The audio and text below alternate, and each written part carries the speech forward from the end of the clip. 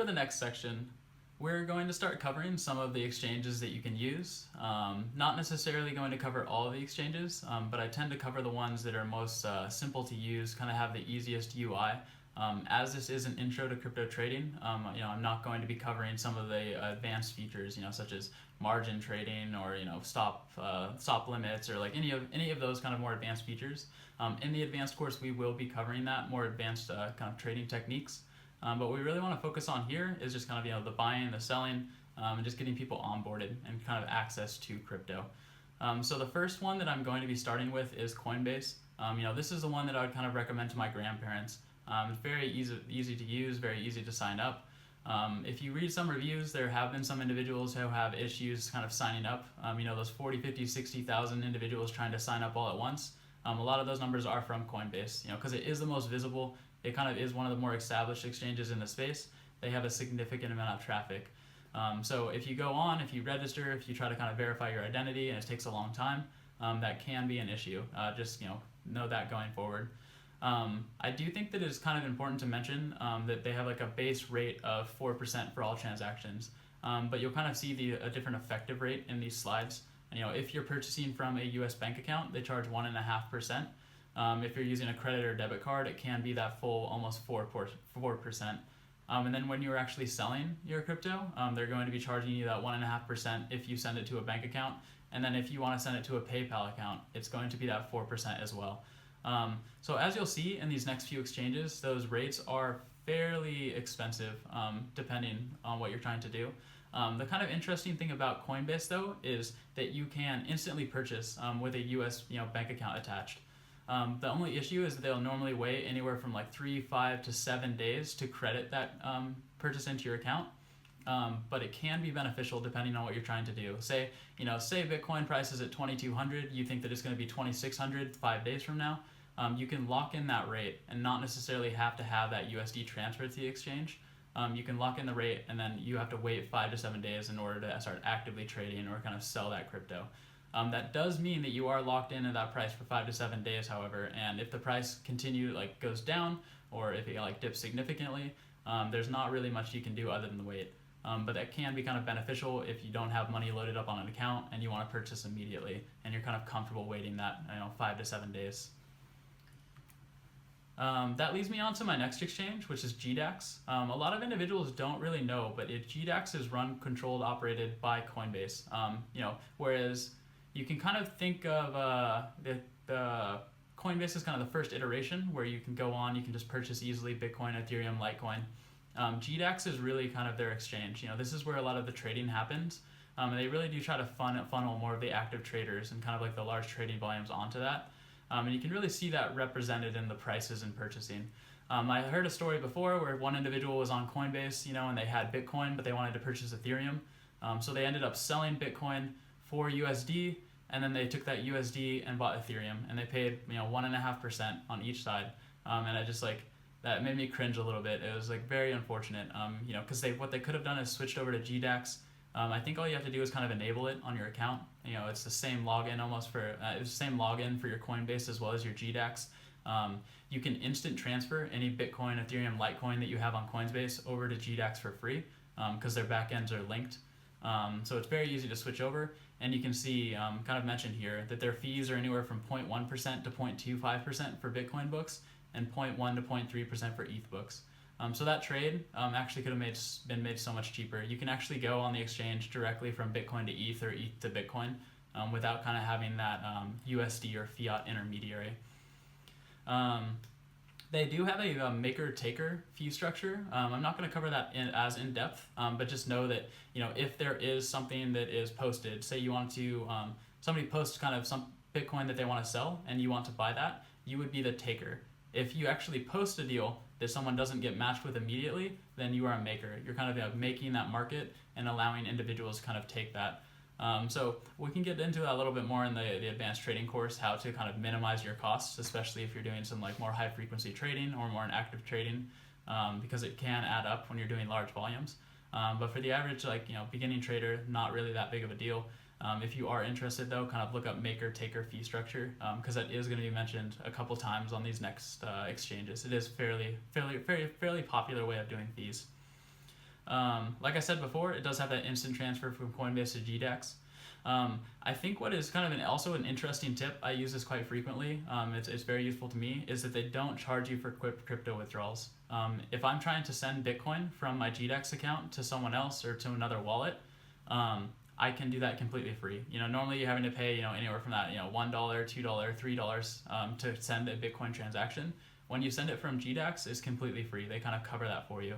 I don't necessarily know if that's going to sustain itself forever, but it is very useful, if you want to avoid those fees. Like even on Ethereum, it's very convenient if you're trying to sell Bitcoin and want to save that $1 or $2. It's a nice feature that a lot of people don't know about.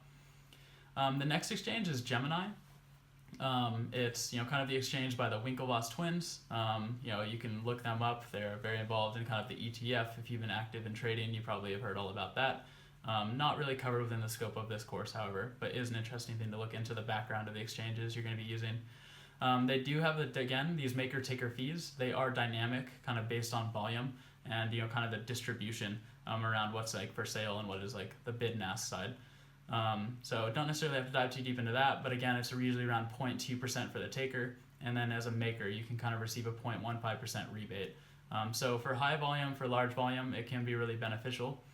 Since the beginning, this was kind of established as the exchange for institutional investors. So it does kind of benefit people who use like higher volume, but there are some very interesting features just for the average individual if you're kind of doing a medium to large size purchase or sell. I think what's really interesting about it is that you can do same day wire transfers. If you send it by 3 p.m. Eastern, 12 p.m. Pacific, they will credit your wire transfer that same day, which is really nice. If you see the market's going crazy and you really want to get in, you can make that wire transfer and have it there the same day.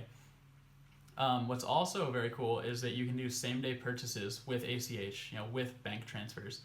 The thing about it is that you have to wait 4 to 5 days before withdrawing. What's nice about this though is that you can kind of hit that purchase button and have access to your Bitcoin, your ETH, or whatever it be, to start actively trading on that. The only, like I said, the hang up is that you have to wait that 4 to 5 days before withdrawing, because of course they have to wait for the money to actually get there. And that's approximately how long it takes for your bank to actually transfer the money to Gemini. So those are some interesting features. Like I said before, depending on your situation, depending on what you want to get in, it might make sense for you to open, a Coinbase and a Gemini account, just so you're kind of prepared for whatever comes next or whatever your situation is. So those two exchanges are kind of the main ones that I recommend as far as buying Bitcoin and Ethereum. You can connect them to your bank accounts, which is extremely convenient. If you have a credit card, if you have a debit card, if you have a bank account, you can easily purchase those. You might have to wait a little bit of time. You might have to deal with some hoops, but you can go about and doing that. This next exchange, however, does not have any USD whatsoever. It deals entirely in cryptocurrency. So those two exchanges I mentioned before are not going to have a lot of these altcoins. They're not going to have the Ripples. They're not going to have the IOTA. They're not going to have a lot of the coins that you might be interested in purchasing. But what you can do is go to something like Poloniex, which is my next slide. But in order to do that, you kind of need an investment vehicle in crypto already. You need that value in order to purchase these tokens. So that's why I kind of briefly mentioned before. Usually the on-ramp is that you purchase Bitcoin or Ethereum, then you can transfer it to these next two exchanges that I'm going to mention, and then you can start buying altcoins. So I'm starting with Poloniex. They have their own personal maker-taker fee rate. You can kind of look that up. Like I said before, there's no USD pairings. You can't transfer USD there. You can't sell for USD and kind of retain it there. What they do have actually is a USD tether, which is a cryptocurrency that is pegged to the value of $1. Like anything that's kind of pegged, if you're kind of familiar with basic economics or any of the pegging value, it is kind of a challenge to peg anything to a rate. If it's not that kind of a large of a pool. So you will see some slight fluctuation. It might be worth slightly less than $1, slightly more, and that's based on kind of the supply demand in the marketplace. How many people are trying to cash out, into USD Tether, or how many people are just not using it, and there's a huge surplus. And like I said before, you can only transfer crypto in and out. I think something to be very cognizant of for all of these exchanges that I mentioned briefly here is that there are limits for transferring in and out. A lot of people get very surprised, when they go onto Poloniex, they buy some altcoins, make some great gains, and they had maybe like $2,000-$3,000 there before, but now they have $5,000 to $10,000, and they go to transfer it out and realize that they can only transfer out $2,000 per day until they get verified further. So this can really be a challenge for some people. Don't be kind of stuck in that position where it's going to be taking you a week or two to get your money out of Poloniex. That's a very uncomfortable position, kind of being stuck and not being able to access your money. So definitely be aware of what your verification level is, what you need to do to up that verification level, and if you're going to need to do that based on how much you plan on investing or how active of a trader you need to be. Like I said before, you want to do that before rather than later. If everyone's trying to do that, then they're going to be inundated, and it can take weeks, even months. A lot of these exchanges' customer services aren't that great. It might not necessarily not be that they're not trying, but like I said, they're just so inundated. They're so small. A lot of them are like startups. Very very low overhead. So customer service isn't really necessarily what they're focusing on. It's more the tech and security, which is probably what we want them to be focused on, but not when you have an issue that needs to be addressed. So again, be aware of those limits. Check it out. See what's on your account. See what you need to do to raise them, and go about doing that if you need to. The second one that I'm going to talk about that is, again, no USD. It's just crypto only, but you can buy a lot of alts on, is Bittrex. It's 0.25% for both buys and sells. It's a very simple flat rate. It doesn't really have that maker taker system. It could be slightly more expensive depending on what you're doing. So just be aware of that. Like I said in the advanced course, we're going to be covering that, when that really matters, how you can set it up to kind of best save yourself that money depending on your trading style. Again, before, like I said, is no USD or fiat withdrawals. It's only crypto. So you're going to have to jump on one of those exchanges to kind of convert your USD to Bitcoin or Ethereum, then transfer to here. It is a little bit complicated, but hopefully by now you kind of understand that process and why it takes some people so long to kind of get involved.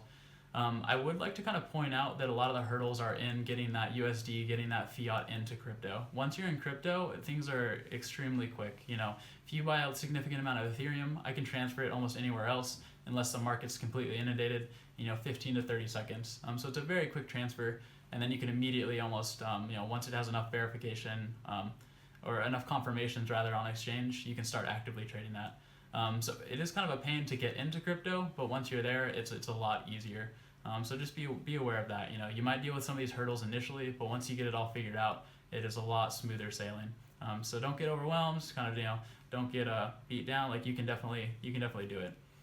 Like I said before, USD Tether, Bittrex has this as well.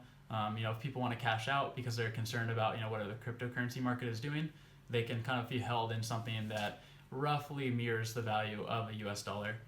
I am going to kind of point out that Bittrex is slightly smaller. They generally do have less trading volume. So if you're trying to trade large amounts of altcoins, Poloniex might be slightly better for you, although Bittrex is significantly picking up in volume. And I do think that a lot of that is because it has slightly less downtime than Poloniex recently. Some of that is because a lot of individuals think that Poloniex expanded a little bit too quickly. They tend to, in the past, they've adopted some of the altcoins a lot faster. They've added support to them a lot faster, whereas Bittrex has been slightly more reserved. So there's that kind of trade-off of like volume and usage versus downtime. So just be aware with all the exchanges that you use, none of them is really perfect. There's no real true market leader. They're just some more well-established and usable exchanges. But they do have trade-offs. If you have a ton of people logging on, the site might be crashing. Coinbase is kind of notorious for this. During large movements or price movements, everyone will be trying to log on and the site will just crash and you won't have access to it. So just be cognizant of that. If something goes wrong, you need to be kind of aware that what will happen if you don't have access to your account. In the trading class, we will also kind of address that, how to kind of put limits, kind of how to set yourself up for the worst case scenario so you don't lose your money. There are some ways that you can go about doing that to kind of best protect yourself and your investment during those kind of apocalyptic times. So definitely follow us there if you're interested in doing that. Like I said before, I'm not going to cover all of the exchanges. You can look out there. There's Bitstamp is another large one, Bitfinex, OKCoin, Kraken, and Yunbi are just a few.